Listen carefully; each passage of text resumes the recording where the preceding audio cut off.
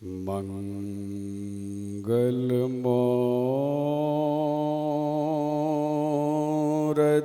सद्गुरु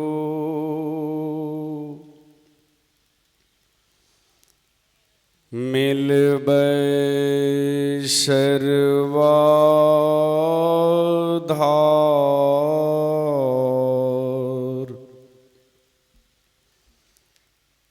मंगलमय मंगल करन बिनबो बारंबार।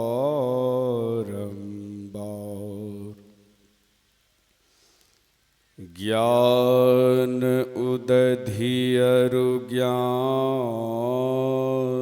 घन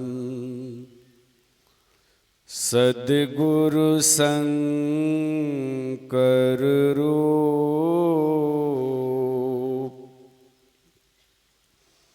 नमो नमो बहुबारहि सकल सुपूजन भो। नमो नमो बहुबारहि सकल सुपूजन भो। बोलिए प्रेम से श्री सद्गुरु महाराज की जय। उपस्थिति के अनुसार गुरुदेव भगवान की जय घोष करने में कंजूसी कर रहे हैं। कंजूसी नहीं करनी चाहिए। अपने अपने मुंह को पवित्र कर लें। थोड़ा जोरदार शब्द में गुरु महाराज का जय घोष करके बोलिए श्री सद्गुरु महाराज। अपना दोनों हाथ ऊपर उठाकर पूरी हाजिरी लगाते हुए गुरुदेव भगवान की जय घोष करें। बोलिए श्री सद्गुरु महाराज।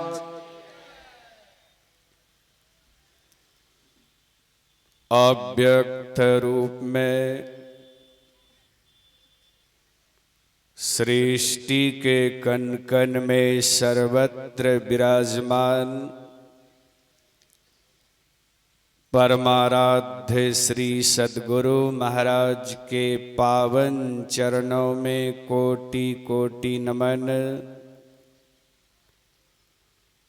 ब्रह्मलीन पूज्यपाद संत साही स्वामी जी महाराज के पावन चरणों में कोटि कोटि नमन। उन्हीं के कृपा पात्र अपने निवास में विराजमान पूज्यपाद स्वामी चतुरानंद जी महाराज के पावन चरणों में कोटि कोटि नमन। मंच पर विराजमान तीर्थों को भी पवित्र करने वाले गुरुजन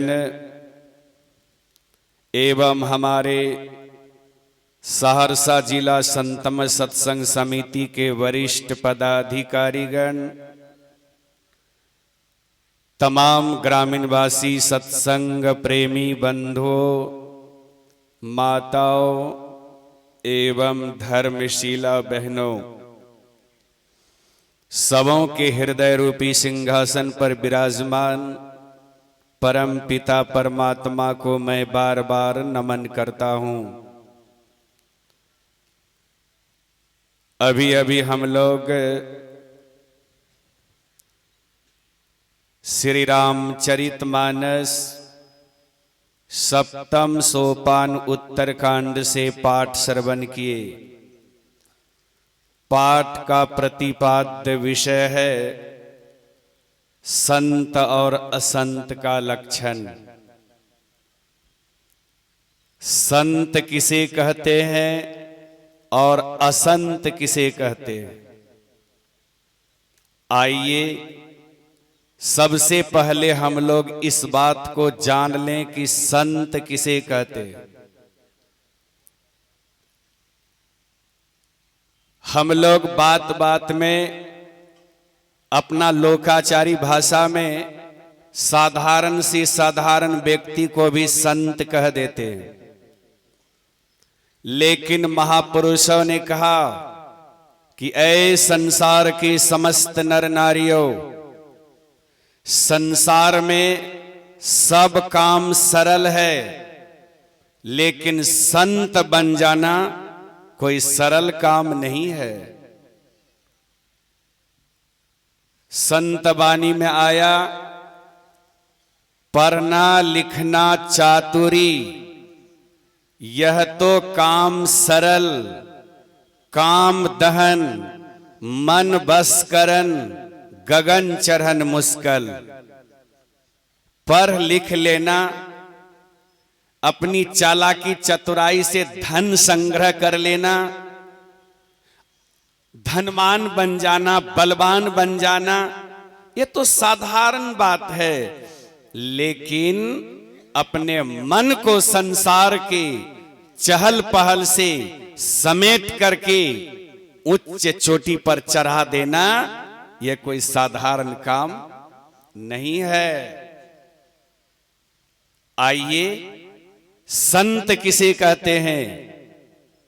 हमारे ऋषि का कहना है, विद्यते हृदय ग्रंथिश्छिद्यन्ते सर्व संशया, क्षीयन्ते चास्य कर्माणि तस्मिन् दृष्टे परावरे।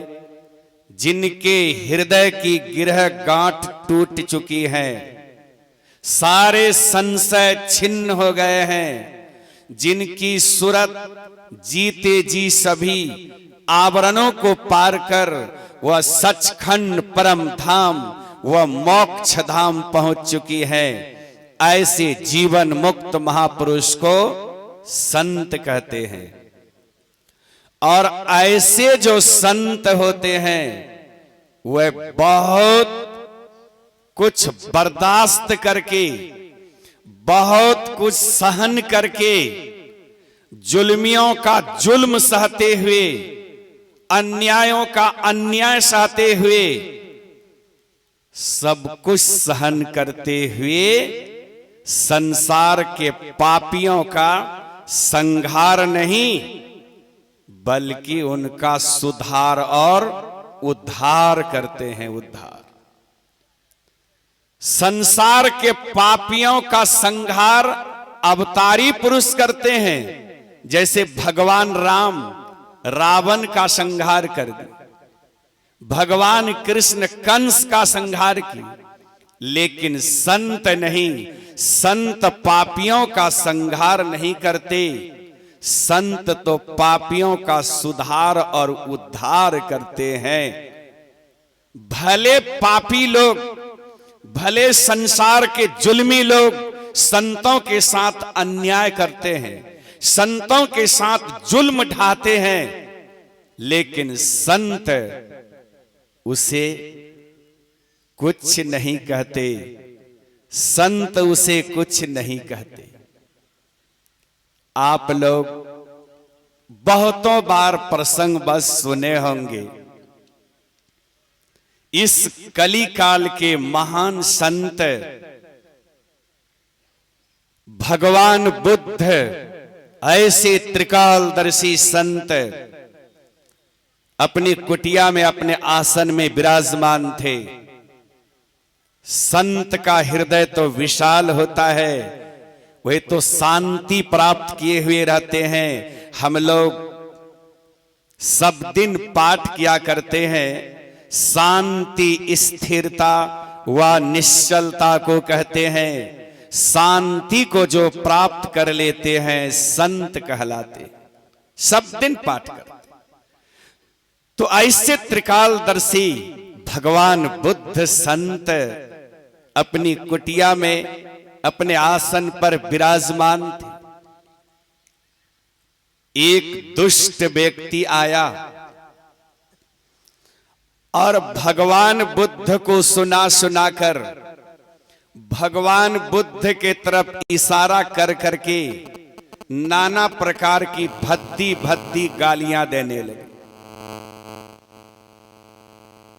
भगवान बुद्ध चुपचाप सुनते रहे।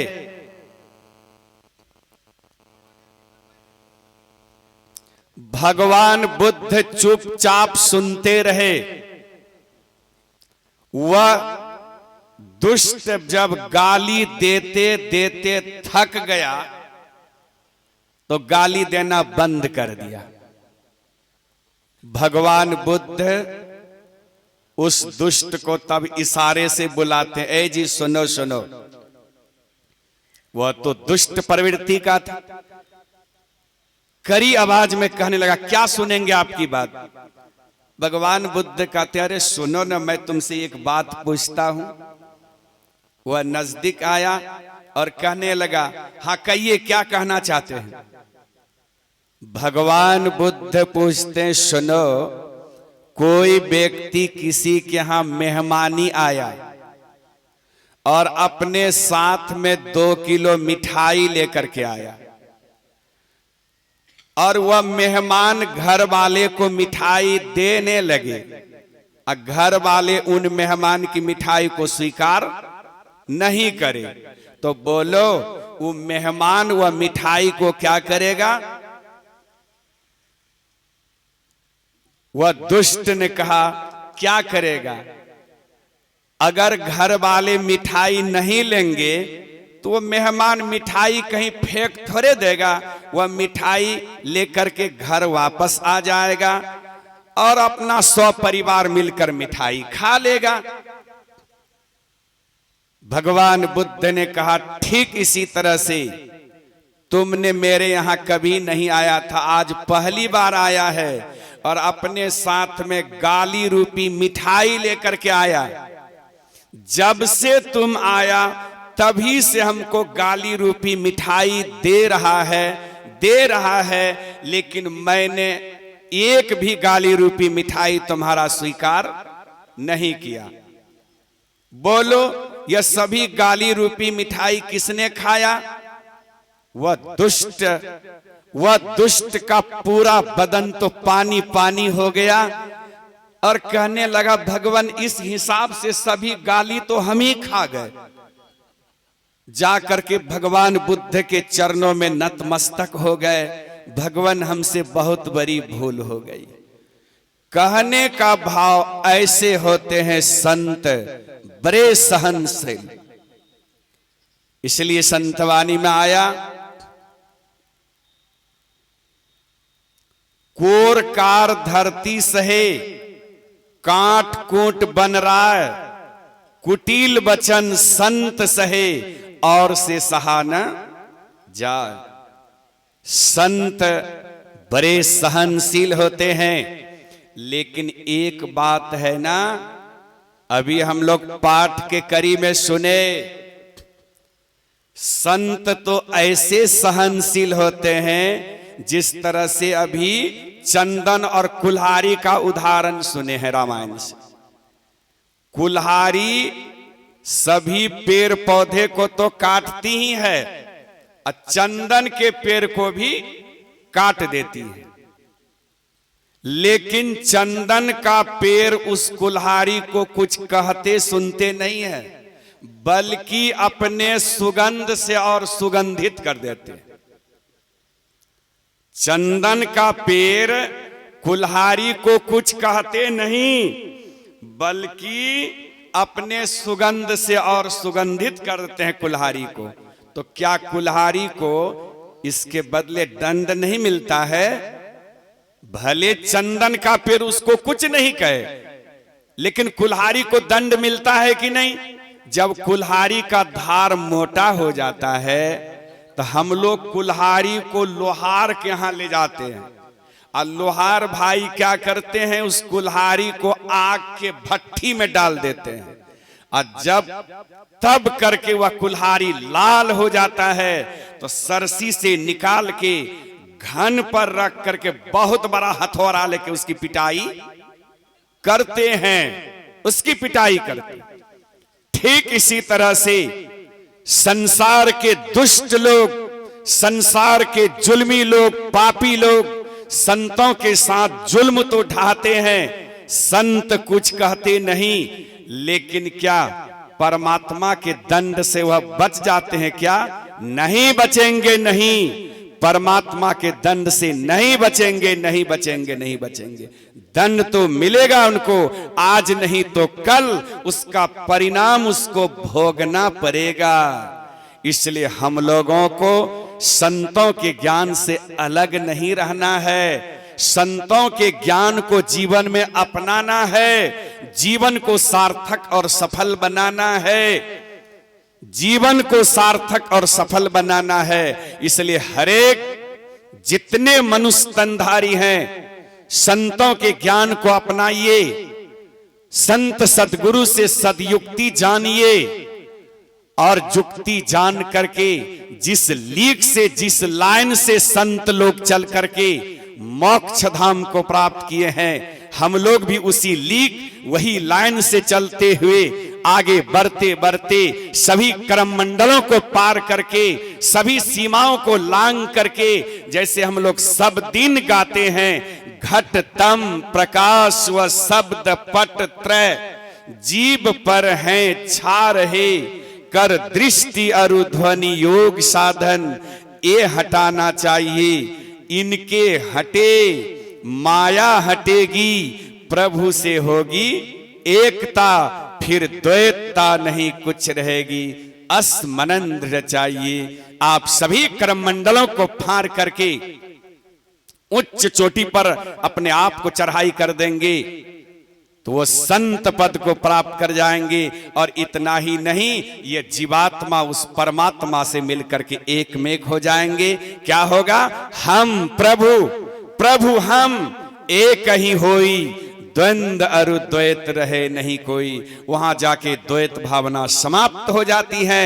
हम प्रभु से मिलकर प्रभु ही हो जाते हैं, अहम ब्रह्मास्मि वाली बात हो जाती है। इसलिए हरेक संतों के ज्ञान को अपनाओ, संतों से सदयुक्ति जानो, बाहरी सत्संग भी करो और आंतरिक सत्संग ध्यान। हमारे आराध्य देव महर्षि में ही परमहंस देव जी महाराज की वाणी में आया है, जीवन में 3 चीज को अपना करके रखो, तुम्हारा जीवन यहां भी खुशहाल बन जाएगा और यह दुनिया छोड़ने के बाद का भी जीवन खुशहाल बन जाएगा। वह 3 चीज क्या है? सत्संग, ध्यान और सद्गुरु की निष्कपट सेवा। सत्संग, ध्यान और सद्गुरु की निष्कपट सेवा को जीवन में मजबूती से अपना करके रखो तो तुम्हारा यहाँ का भी जीवन खुशहाल, यहाँ भी किसी चीज का अभाव नहीं खटकेगा। न खाने की कोई कमी, न पहनने की कोई कमी, न रहने की कोई कमी। और यह शरीर त्याग करने के बाद आपकी आत्मा की सद्गति होगी, जीवन सार्थक और सफल हो जाएगा, जीवन धन्य धन्य हो जाएगा, मनुष्य शरीर पाने का काम पूरा हो जाएगा। बोलिए श्री सद्गुरु